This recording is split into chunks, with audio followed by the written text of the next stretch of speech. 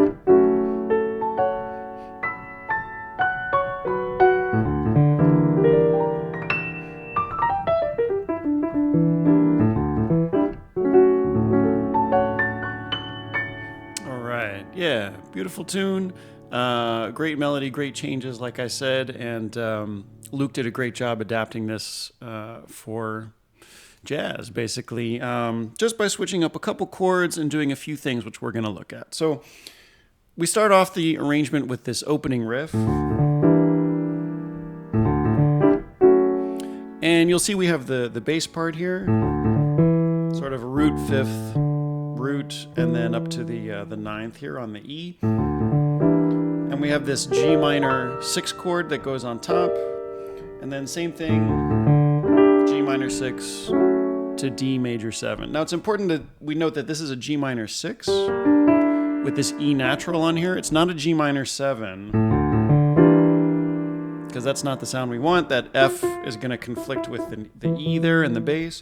And we want that 4 minor 6 sound, that G minor. This is a sound that Oscar Peterson used to use a lot too.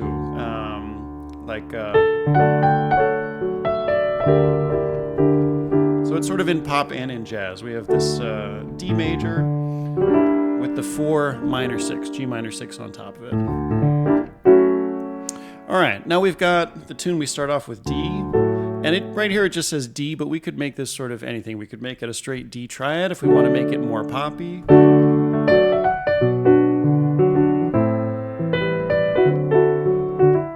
Right? Or we can make it a D major 7 maybe. Here I'm playing with roots, 5th, major 7th, 9th, 3rd, and 5th. And here we have this B minor 7, or actually, it says B minor 6. I think in this case, Luke might have meant B minor 7.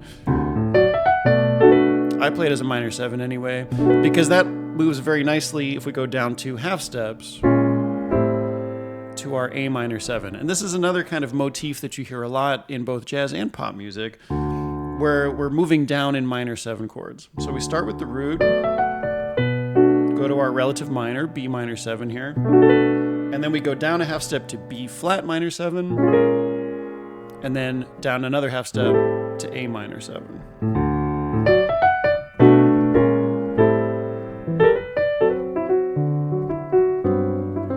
Finally, we get to our G major here. Now here's an interesting little piece. So we go from G major 7. The old school way of playing this would probably be just to go from G major to G minor, or G minor 7 there. But if we take the root and we move it down a fifth, then our G minor 7 becomes a C7 sus. And again, this is part of Luke's arrangement that sounds so good. In general, sus chords are another great way to move back and forth between kind of a jazz sound and a pop sound, because they both use them and they have a sort of a gospel-y feel.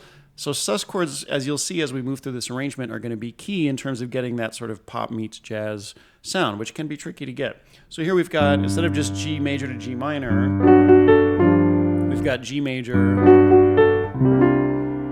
to C7 sus. And here I'm basically just playing C roots in the left hand and a G minor 7 chord in my right hand. That gives us that sus sound.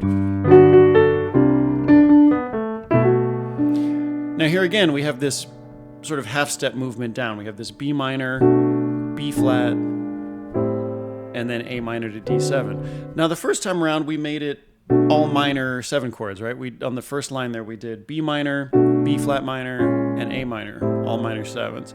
But here, if we want to add a little more tension, we can make the middle one a dominant, basically. B minor 7, and then B flat 7. And you'll see here I've now got the major 3rd in there.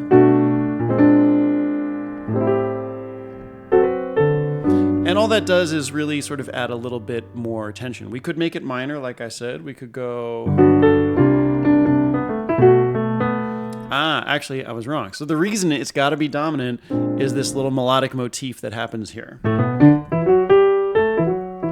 And I remember when I was recording this with Luke, I remember he was like, dude, that line makes the whole song. That little counter melody that they play underneath the melody there in this little 2-bar break helps really make the tune. It's one of the greatest phrases in there. And you'll see that melody note is a D natural underneath or over that B flat 7. So it's got to be a B flat dominant because we have the major 3rd there. The minor 7 will not work in this case. Another great sort of instructive thing here, that when you're reharming a tune, you got to make sure that whatever chord changes you put in are matching up with the original melody. That's one of the most important principles when you're adding chords or changing chords around. If you can make it all harmonize and match with the original melody, you can get away with all kinds of stuff. So here, second line, we have B minor 7, B flat 7. You'll see too, with the melody, I'm playing a lot of little slides and slips about how I do the melody. And that's going to help give it a little bit more of a poppy, but also kind of bluesy sound too, right? And I'm trying to imitate the way someone like Billy Joel might sing it. I'm going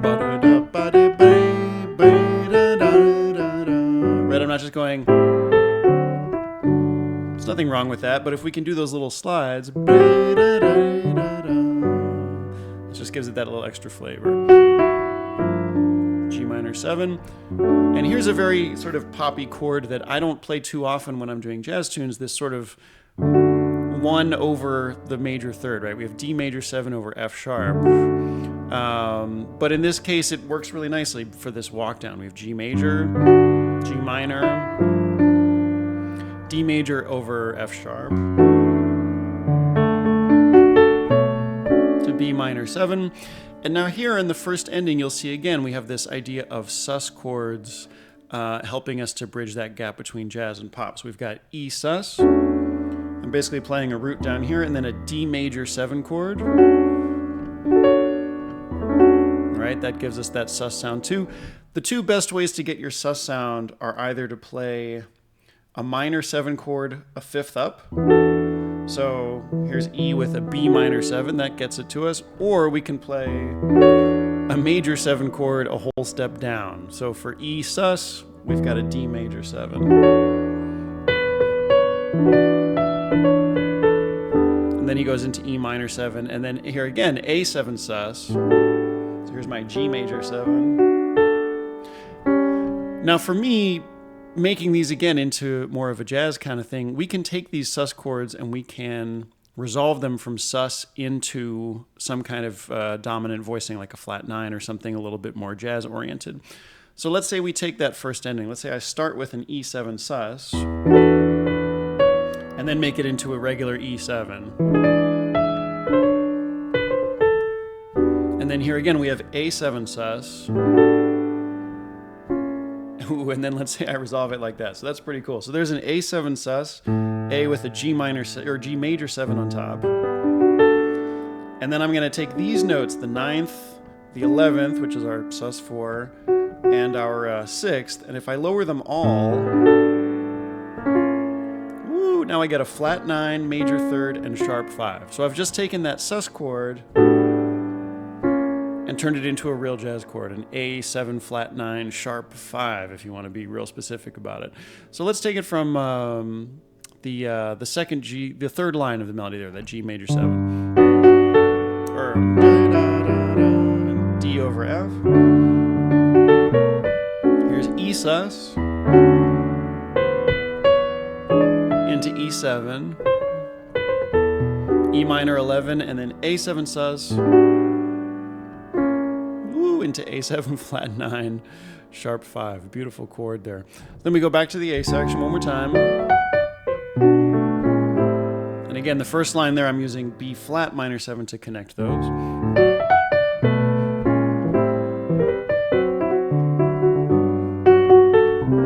That beautiful C7 sus.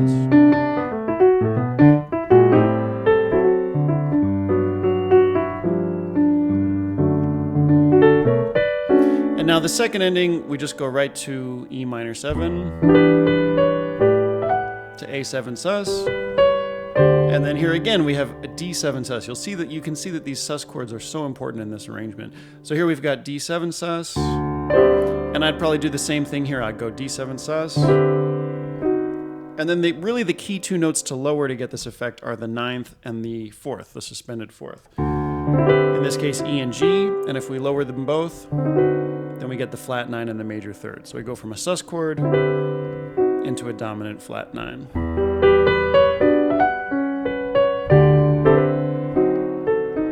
All right, and then we're on to the bridge. So beautiful tune, already a lot of stuff to check out here, some voicing, some chromatic movement, this idea of sus chords resolving into flat 9 dominance, and again, matching your reharms to your melodies. So thanks again for checking this out. Thanks again for this request. We'll be back for part 2 very soon, and we will check out the bridge and then start to look at some soloing ideas. But yeah, thanks for this request. I had a blast recording this one. I'll put the link to the video of Luke and I playing it down below if you haven't seen it already. And thanks again, everybody, for the support. I'll see you next time. Thanks.